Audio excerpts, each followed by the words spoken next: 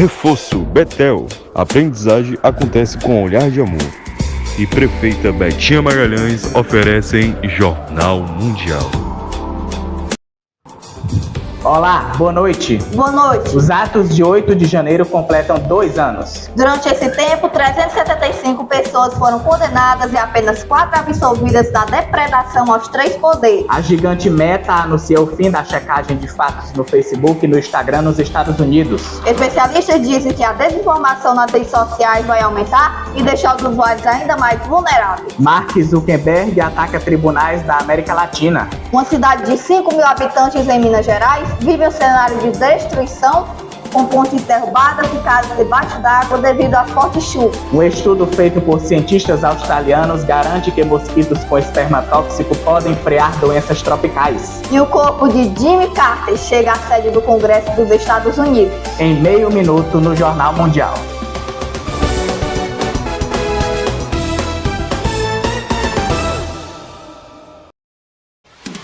Jornal Mundial é patrocinado por Prefeita Betinha Magalhães, Deputado Estadual Sérgio Aguiar, mais Ceará, mais desenvolvimento.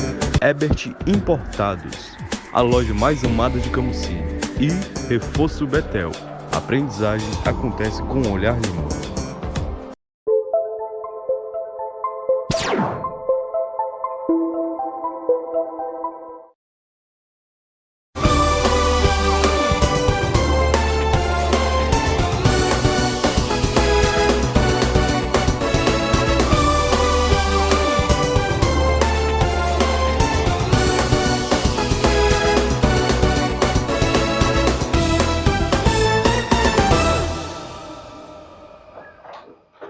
Completa hoje 2 anos dos atos de 8 de janeiro de 2023, quando apoiadores do ex-presidente Jair Bolsonaro invadiram as sedes dos 3 poderes em Brasília. Dezenas de pessoas foram identificadas e condenadas a penas de até 17 anos de prisão.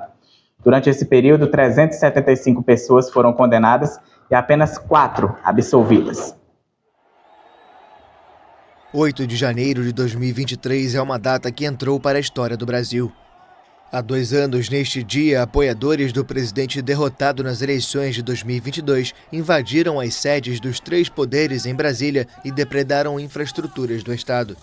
Milhares de bolsonaristas estavam acampados na capital desde antes da virada de ano e, naquele domingo, marcharam do setor militar urbano até a Praça dos 3 Poderes. Elisiane Gama, que atuou como relatora da comissão que investigou os ataques, afirmou à Agência Brasil que os atos de 8 de janeiro foram estimulados pelo ex-presidente Jair Bolsonaro enquanto ocupava a presidência.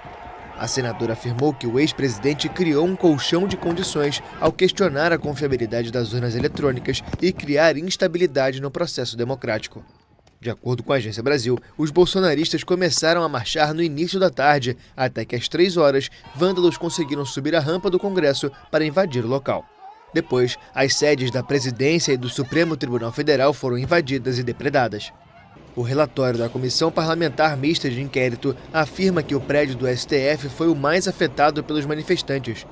Os danos ao local custaram mais de 11 milhões de reais aos cofres públicos. O valor é superior ao gasto para recuperar o Senado, a Câmara dos Deputados e o Palácio do Planalto, que ficaram entre 3 e 4 milhões de reais cada. Depois da ação, a polícia identificou dezenas de envolvidos, alguns dos quais foram condenados a penas de até 17 anos de prisão por crimes como tentativa de golpe de Estado, associação criminosa e danos a prédios e monumentos históricos. Dos 1.552 processos instaurados contra os envolvidos nas invasões dos palácios do STF, do Planalto e do Congresso Nacional, 375 foram julgados até agora, sendo 371 condenados e 4 inocentados.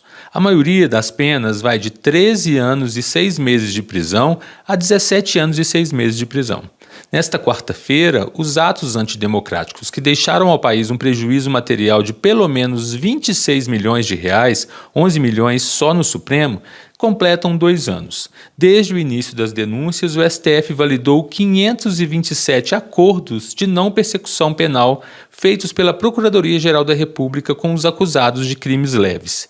Esse acerto é uma alternativa ao processo judicial tradicional para crimes que não envolvam violência ou grave ameaça e que tenham pena mínima inferior a 4 anos de prisão, o que pode ser cumprido em regime aberto. O objetivo do acordo é evitar o encarceramento e aplicar a prisão apenas em casos de risco social efetivo. Entre as medidas impostas a quem topou fazê-lo, ficou determinada a prestação de serviços à comunidade, a realização de cursos com temáticas sobre democracia e golpe de Estado, a proibição de ter contas em redes sociais e o pagamento de multas. Só com elas, inclusive, a Justiça já arrecadou quase R$1.800.000. Nesses 2 anos pós-ataques, 78 processados estão em prisão provisória, 70 estão presos definitivamente e 7 estão em prisão domiciliar. Segundo o levantamento da Polícia Federal, há pelo menos 60 foragidos. Muitos deles deixaram o país enquanto aguardavam em liberdade recursos contra as condenações do STF. Embora centenas de pessoas que participaram ativamente dos ataques tenham sido identificadas e processadas, a rede de financiamento que possibilitou a logística dos atos com custeio de transporte, alimentação e estadia em Brasília ainda permanece nebulosa. Logo após as invasões de 8 de janeiro de 2023, a Advocacia Geral da União iniciou ações judiciais contra 52 pessoas e 7 empresas que teriam custeado o transporte de manifestantes para a capital do país. Essas ações visam obter indenização por dano moral coletivo, buscando responsabilizar os que facilitaram a chegada dos envolvidos trazidos de diversos estados do país ao Distrito Federal. Contudo, a maioria dos acusados ainda segue sendo processada apenas na esfera civil, com o objetivo de reparação financeira e não criminal. Cientistas australianos, em um estudo publicado esta semana, garantem que mosquitos geneticamente modificados com esperma tóxico podem se tornar uma arma contra doenças tropicais. Mosquitos geneticamente modificados com esperma tóxico podem se tornar uma arma contra doenças tropicais em todo o mundo. É o que garante um estudo de cientistas da Macquarie University da Austrália, publicado na revista Nature Communications. A técnica chamada de macho tóxico tem como objetivo criar mosquitos cujo esperma contenha proteínas venenosas que são mortais para as fêmeas após a cópula. A iniciativa tem como alvo as fêmeas, porque são elas que picam e sugam o sangue, espalhando assim doenças como a malária e a dengue. Os pesquisadores australianos dizem que o método poderia funcionar tão rapidamente quanto os pesticidas, sem prejudicar as espécies benéficas. Os primeiros testes usaram moscas das frutas, uma espécie comumente utilizada em laboratórios devido à sua curta vida útil de 2 semanas. De acordo com os cientistas, as moscas fêmeas cruzadas com machos tóxicos tiveram uma vida útil significativamente reduzida. O estudo garantiu que vai testar a técnica em mosquitos com métodos rigorosos para garantir que não haja risco para os seres humanos. A engenharia genética tem sido usada há anos para controlar as populações de mosquitos transmissores de doenças. A gigante das redes sociais Meta anunciou ontem que encerrará o seu programa de verificação digital nos Estados Unidos, algo que se torna uma reviravolta em suas políticas de moderação de conteúdo, que se alinha com as prioridades do futuro presidente americano Donald Trump. O secretário de Políticas Digitais da Presidência da República Brasileira afirmou que a Meta busca servir a agenda de Trump com o fim da verificação. A Meta vai encerrar seu programa de verificação digital nos Estados Unidos. O anúncio foi feito nesta terça-feira por Mark Zuckerberg, fundador e CEO da gigante das redes sociais. Uma mudança que se alinha com as prioridades do presidente eleito dos Estados Unidos, Donald Trump. As recentes eleições também parecem um ponto de inflexão cultural para priorizar novamente a fala. Então vamos voltar às nossas raízes e focar em reduzir erros, simplificar nossas políticas e restaurar a liberdade de expressão em nossas plataformas. Vamos nos livrar dos verificadores de fatos e substituí-los por notas da comunidade, semelhante ao X, começando nos Estados Unidos.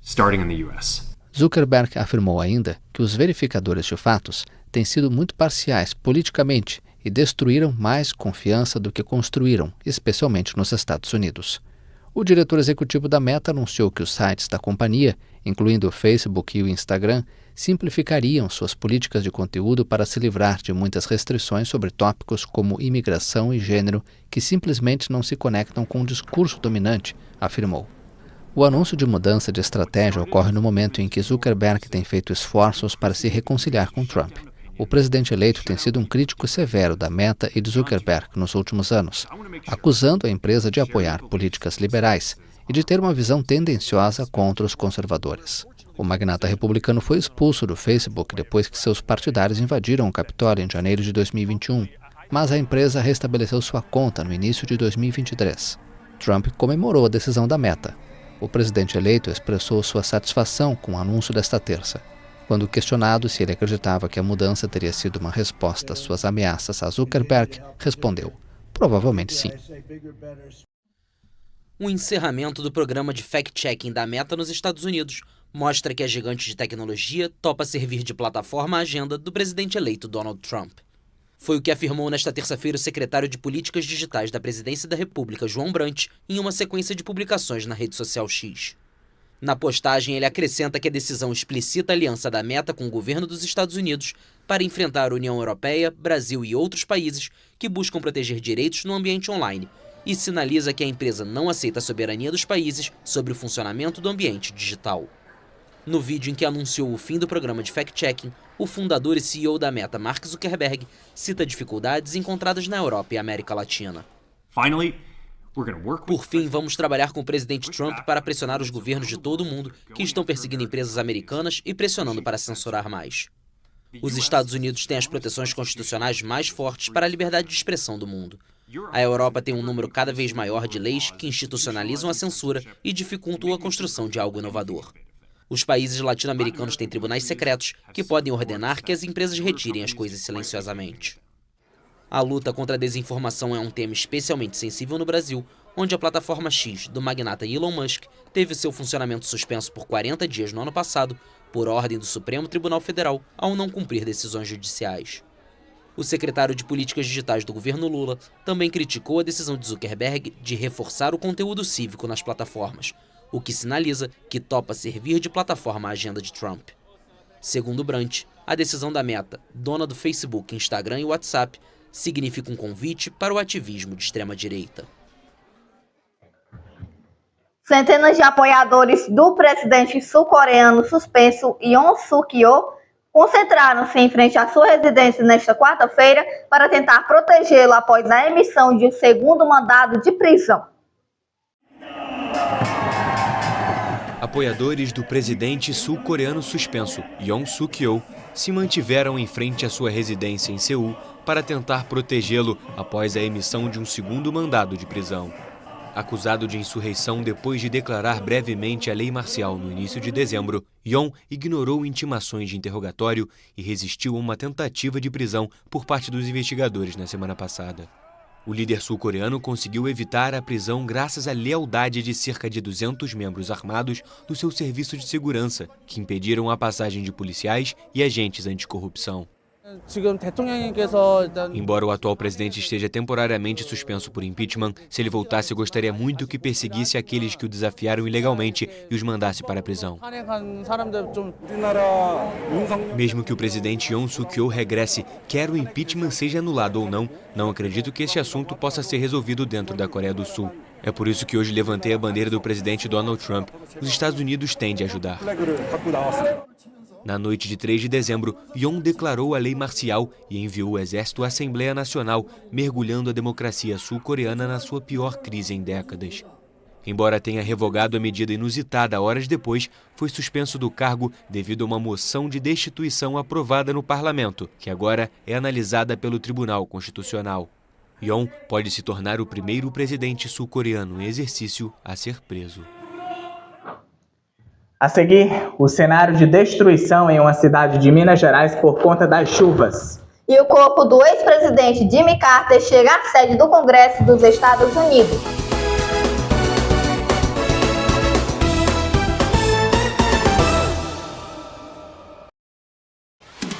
Jornal Mundial é patrocinado por Prefeita Betinha Magalhães, Deputado Estadual Sérgio Aguiar, mais Ceará, mais desenvolvimento. Ebert Importados, a loja mais amada de Camocim. E Reforço Betel. A aprendizagem acontece com um olhar de mundo.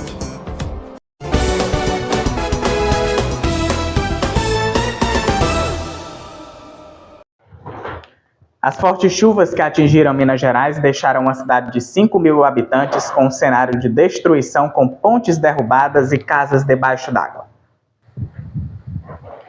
A gente conversa ao vivo com Caio Teles para sabermos de mais detalhes.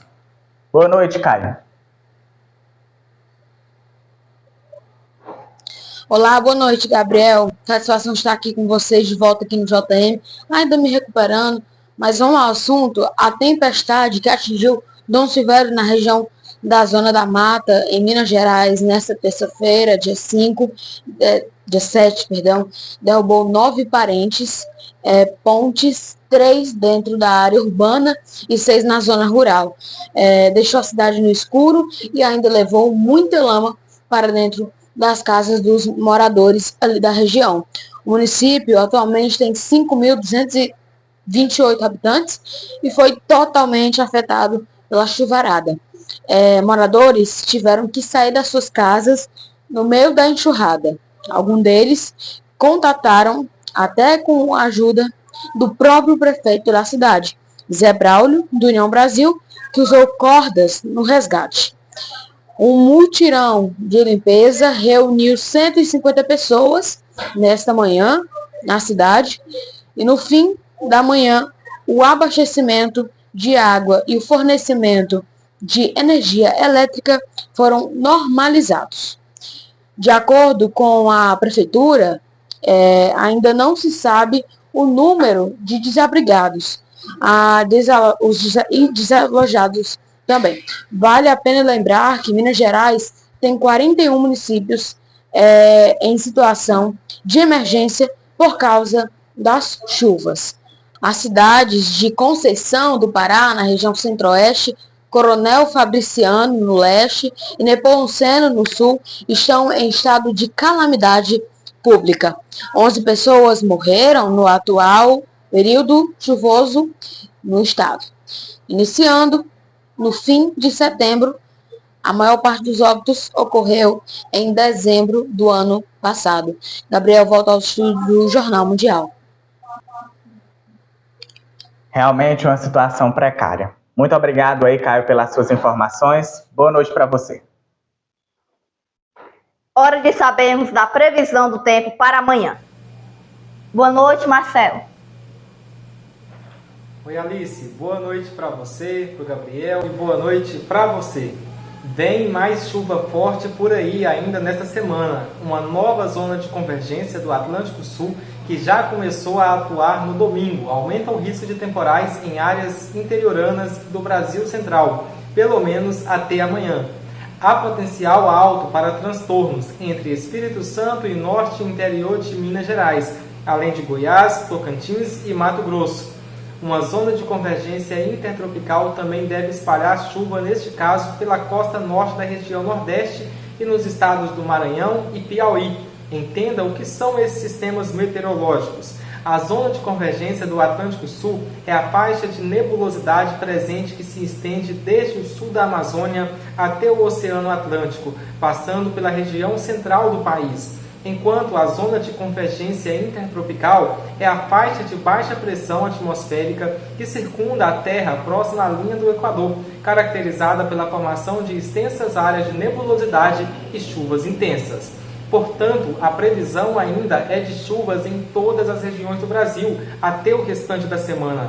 A previsão do Instituto Nacional de Meteorologia, o IMET, até o dia 13 de janeiro indica chuvas intensas em algumas regiões e calor extremo em outras. Acumulados acima de 150 milímetros são esperados em localidades do centro-oeste, enquanto no norte e nordeste as temperaturas podem superar os 36 graus. No norte, de acordo com o IMET, áreas de instabilidade provocarão pancadas de chuva em grande parte da região, com acumulados acima de 30 milímetros. No sudeste, no Amazonas, sul e leste do Pará e Tocantins, os volumes podem ultrapassar 80 milímetros em pontos isolados. No nordeste, a faixa leste e norte terá chuvas fracas, enquanto o interior permanecerá quente e seco. Acumulados acima de 40 milímetros são esperados no Maranhão, Piauí, Bahia e centro-oeste de Pernambuco, podendo superar 80 milímetros em algumas áreas. No centro-oeste, a zona de convergência do Atlântico Sul manterá áreas de instabilidades entre Goiás, Distrito Federal e Mato Grosso, com acumulados que podem atingir 150 milímetros. No sudeste, as chuvas serão mais intensas no centro-norte de Minas Gerais, Espírito Santo e Rio de Janeiro, com acumulados acima de 40 milímetros, podendo ultrapassar 100 milímetros em algumas localidades. E no sul, predominará tempo firme em quase toda a região, exceto no leste do Paraná e de Santa Catarina, onde os acumulados não devem passar de 60 milímetros. Alice, Gabriel, boa noite e até amanhã. Obrigada, Marcelo, pelas suas informações. Boa noite para você. Os incêndios impulsionados por fortes ventos atingiram áreas nobres da cidade de Los Angeles e causaram a evacuação de mais de 30 mil pessoas. O estado da Califórnia, nos Estados Unidos, declarou estado de emergência. A reportagem é de Luiz Felipe. Um incêndio florestal em rápida expansão e com múltiplos focos atingiu a cidade de Los Angeles, na costa oeste dos Estados Unidos, nesta quarta-feira, dia 8, causando destruição e a evacuação de mais de 30 mil pessoas. O primeiro foco de incêndio atingiu Pacific Palisades, uma área nobre da cidade entre Santa Mônica e Malibu. Ainda na terça-feira, o que levou o Departamento de Bombeiros de Los Angeles a emitir uma ordem de evacuação obrigatória para uma ampla área, das colinas de Topanga Canyon até o litoral. Uma área de pelo menos 1.200 hectares, que dá cerca de 1.200 campos de futebol, foi consumida pelas chamas em Pacific Palisades. Autoridades locais emitiram múltiplos avisos de evacuação, o que causou engarrafamento em algumas rodovias da cidade. O governador da Califórnia, Gavin Newsom, declarou estado de emergência. A rápida evolução dos incêndios ocorre por conta do fogo aliado a rajadas de vento que superam os 100 km por hora, o que dificulta o trabalho dos bombeiros. Enormes nuvens de fumaça podiam ser vistas soprando das colinas a quilômetros de distância, enquanto as chamas invadiam as casas próximas.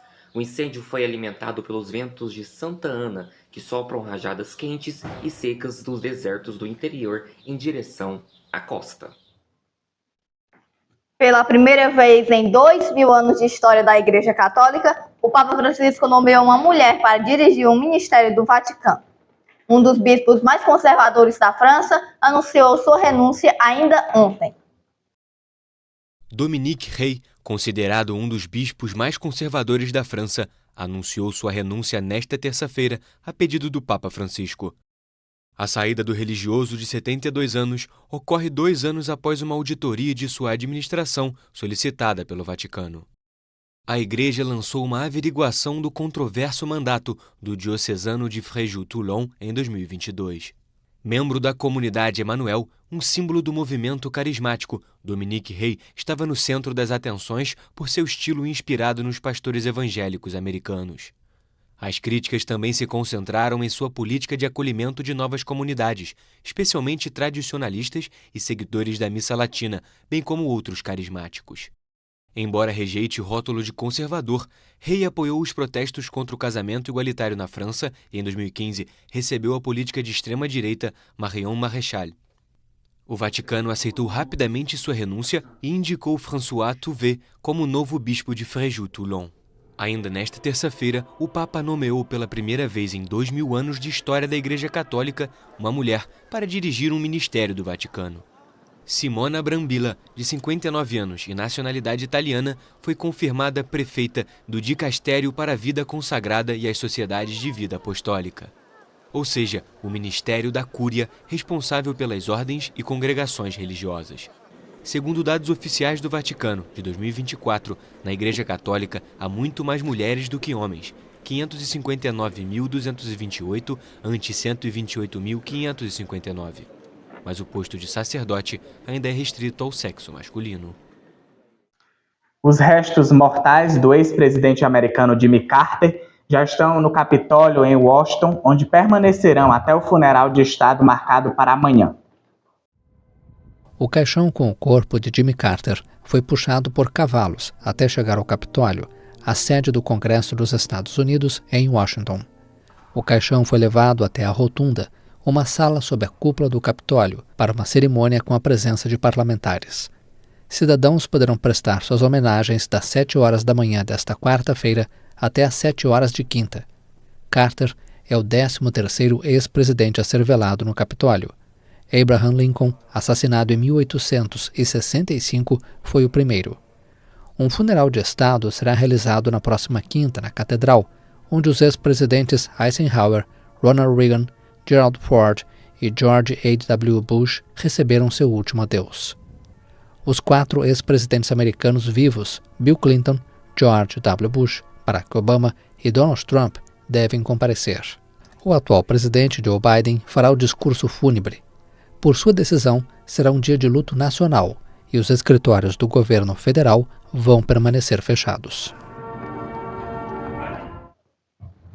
Que ele descanse em paz, né? É verdade, que haja conforto à família. A TV Mundial está desde ontem participando da medição de audiência do Web Instituto Kantar Ibope Média.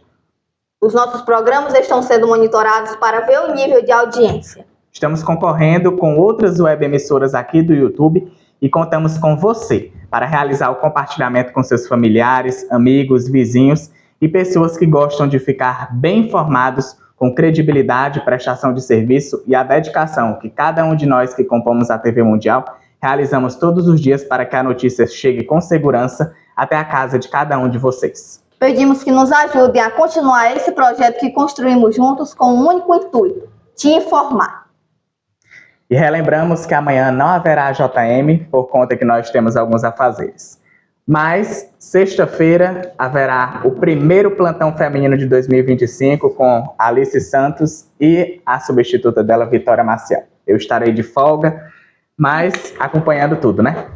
Então, para rever nossas reportagens, volte o vídeo aqui no YouTube e não esqueça de seguir nossa página lá no Instagram, TV Mundial Oficial. A edição do JM de hoje termina por aqui. Boa noite. Boa noite, até sexta-feira.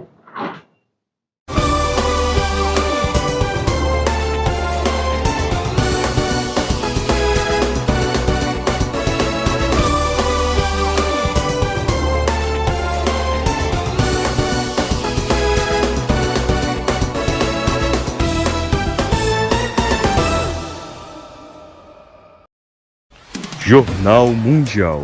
Oferecimento Ebert Importados, a loja mais amada de Camusim. Deputado estadual Sérgio Aguiar, mais Ceará, mais desenvolvimento.